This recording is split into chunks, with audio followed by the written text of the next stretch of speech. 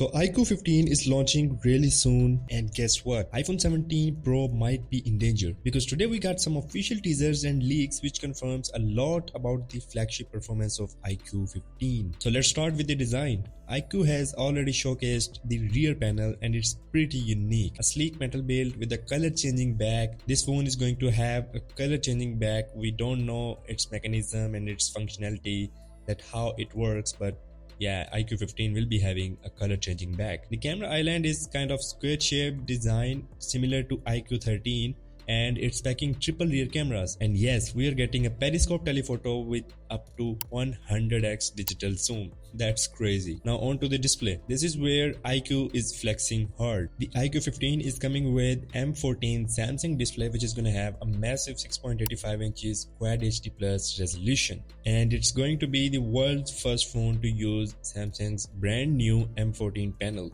The iPhone 17 and Pixel 9 lineup also come with M14 panel, but this one on iQOO 15 is way better. We will see 144Hz refresh rate, peak brightness of 2600 nits, Dolby Vision certification and 2K resolution. Basically one of the brightest and smoothest panels you can get on a smartphone right now. Another best thing about the display is that it consumes less power than iPhone 16 Pro and Pro Max and 44% less power than its own predecessor iQOO 13, which is insane. And this same M14 panel will also be used on the upcoming Samsung Galaxy S26 Ultra, which is launching early next year. So iQOO is actually beating Samsung to its own game by being the first brand to ship it. That's a huge flex, right? Talking about the cameras, then we don't have much information about them, but it is rumored that there will be triple 50 megapixel camera setup.